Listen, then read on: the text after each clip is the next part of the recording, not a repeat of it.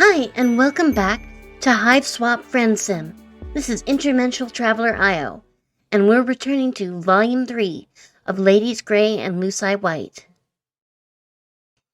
Yes, putting one foot in front of the other. And when we think stuff is beginning to make sense, it isn't.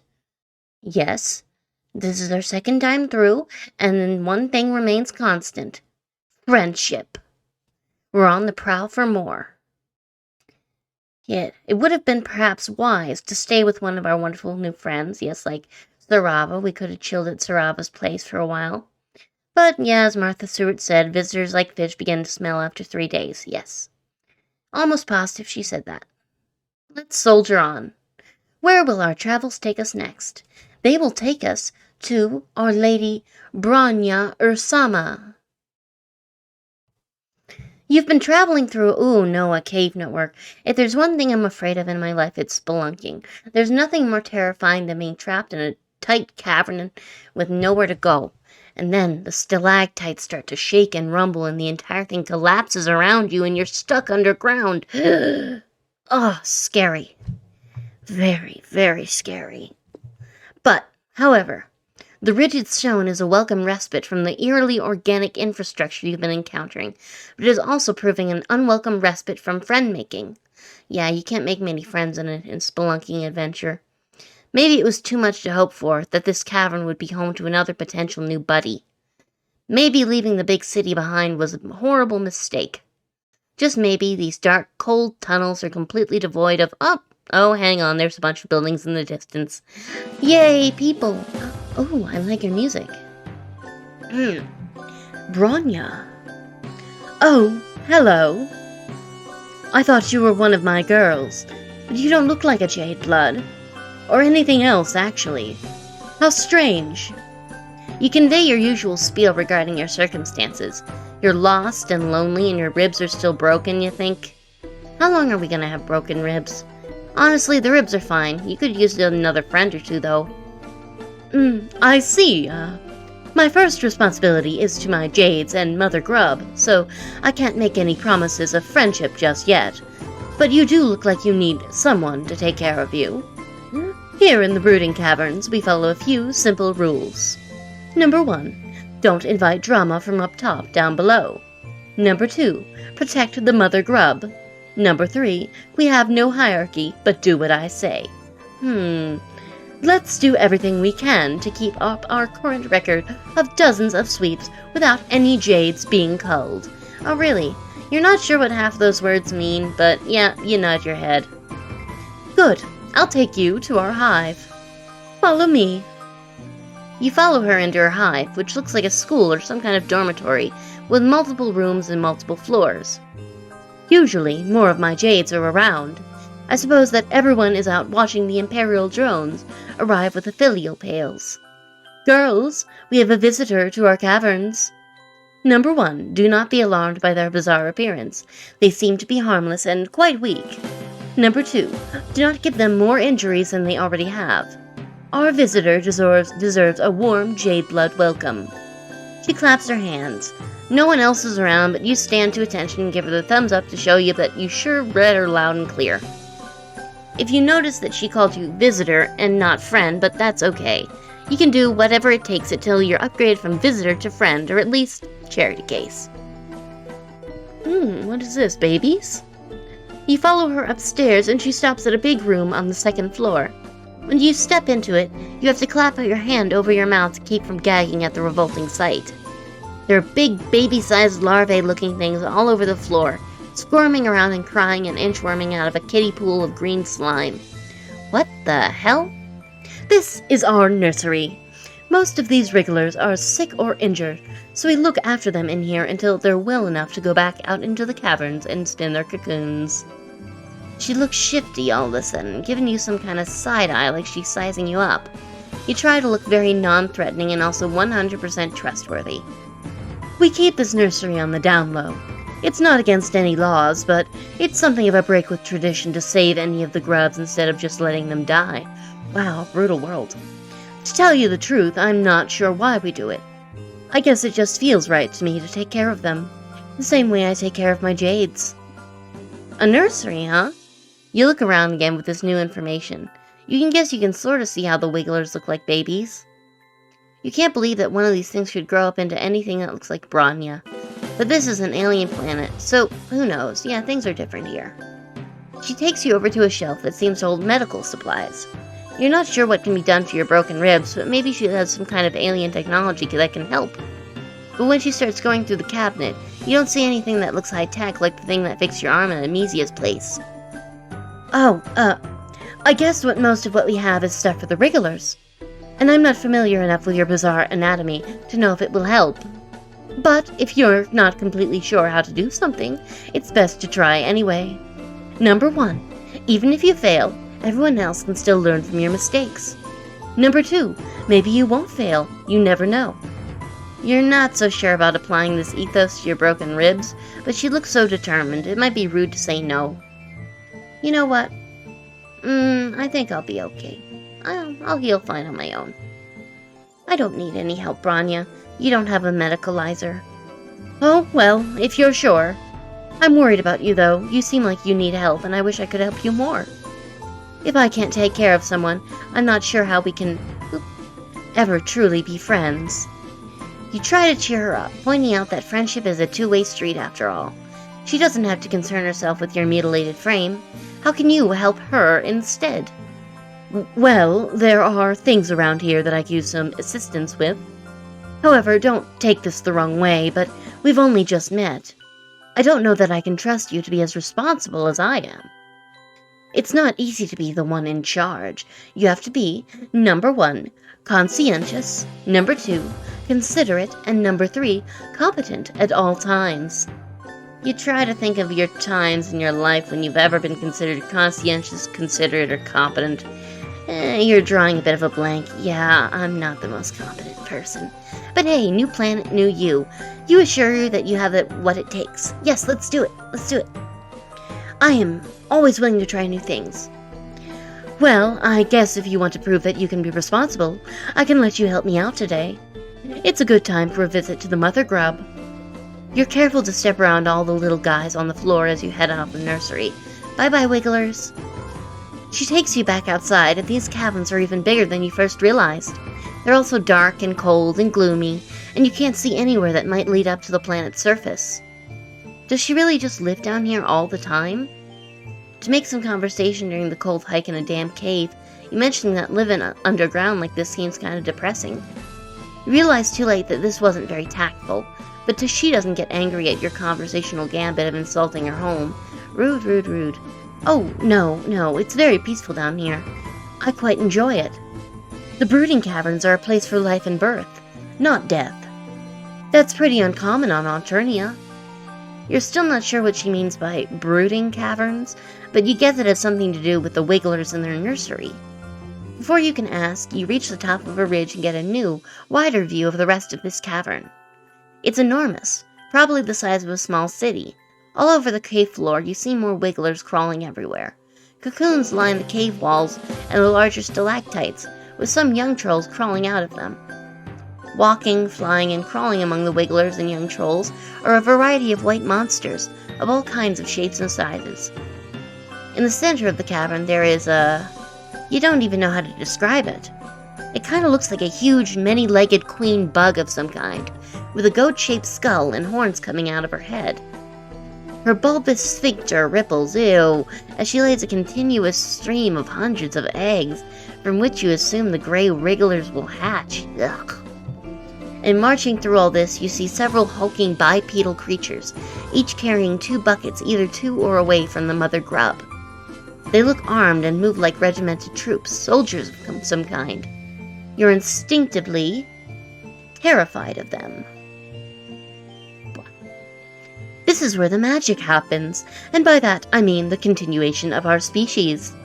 Jadebloods, like myself, are entrusted with looking after this process, which is, of course, a very special job. The Imperial drones carry filial pails of genetic material to the mother grub for her slurry. Number 2, she lays eggs that hatch new grub broods. Number 3, after the Wigglers emerge from their cocoons, the new trolls will go through the trials, and the ones that make it will be selected by Elusis to help care for them. Number 4. Together, the young trolls and their Luci will go to the surfs together, where the trolls will grow up or get culled or whatever. As Bronya explains troll reproduction to you, one of the Imperial drones veers sharply to the left and in the process tramples over a few wigglers and young trolls. Oh no!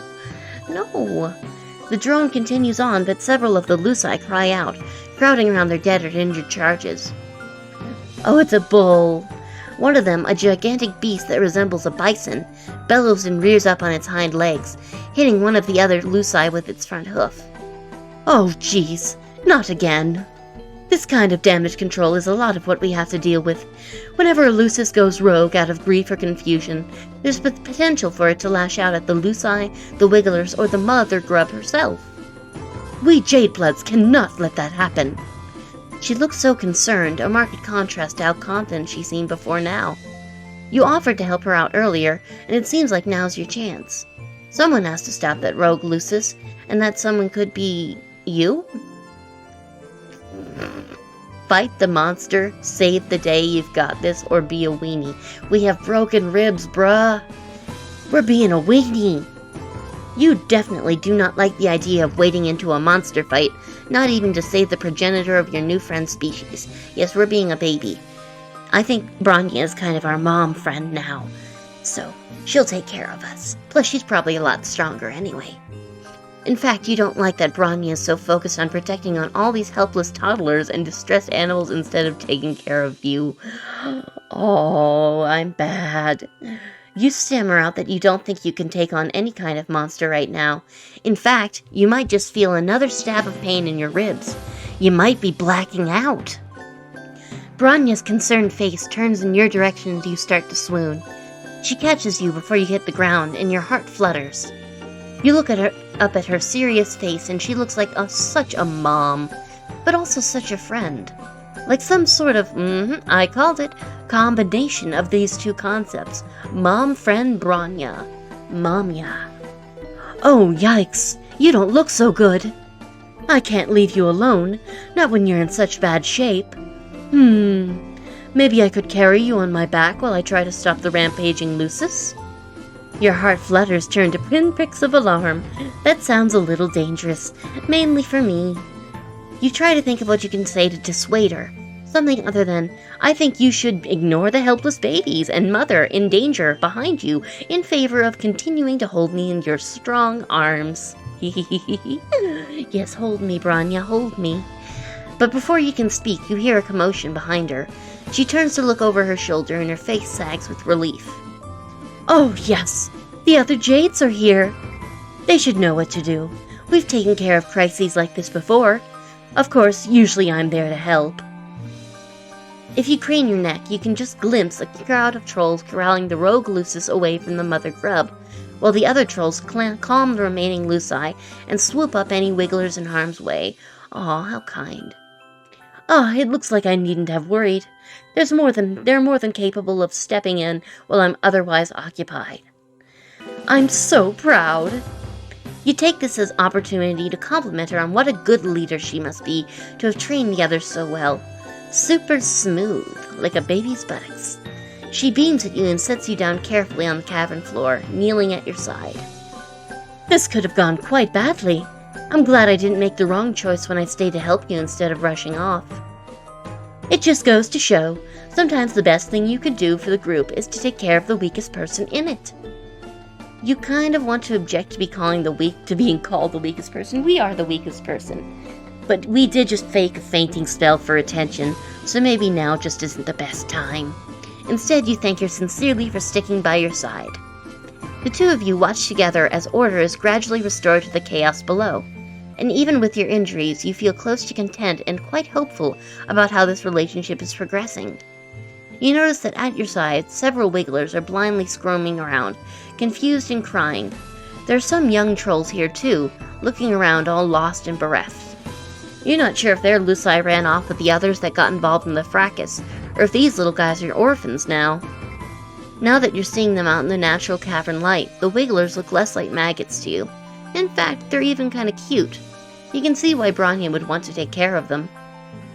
One of the smallest wigglers closest to you has somehow flipped himself over onto his back like a turtle and seems unable to right himself, his little legs waving in the air while he cries.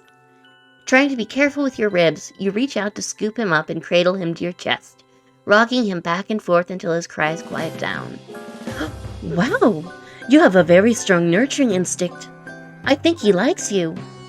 You almost look like you could be his Lucis, or a Jade Blood. You're very pleased that she approves of your caretaking display. The Wiggler's cough breaks through your haze of smug satisfaction, and when you look down, you realize he seems to be having some trouble breathing. You point this out to Bronya. Ooh. Good observation. You really are a natural at taking care of other creatures, aren't you? Some people find that nurturing ability to be very attractive in a potential friend. But as for the Wiggler, this is definitely not a good sign. I'm surprised none of the drones have noticed that he's sick. Oh, if you leave him here, he'll be culled for sure. Bronya takes the Wiggler from you, and you're more than happy to hand him over, considering that you have no idea what to do with a sick baby that's not your species. Nope, no clue. Also, your broken ribs make holding a baby kind of painful, and Bronya holds the Wiggler carefully but with perfect ease. Just like she'll cradle your new friendship in its infancy. Oh my god, we're so desperate. What did we miss? Once Bronya feels assured that her Jades have the situation of the brooding caverns under control, you both take the Wiggler back to the Jade Blood nursery. You hover around uselessly while Bronya sets up some kind of crib filled with green slime. Soper, as we learned from our trip to Skilla's house. You're a little concerned when she takes the Wiggler and submerges him under the slime, because, he was already having trouble breathing, surely drowning in slime won't help. The Soper should help strengthen his bellow sacs and soothe his sorrow chute. Okay, so they'll strengthen his lungs and stop him from crying. When he gets healthy again, I'll take him back to the cavern and set him free to make his cocoon and pupate. But he's so small, it's unlikely that he'll survive the trials or be selected by a Lucis.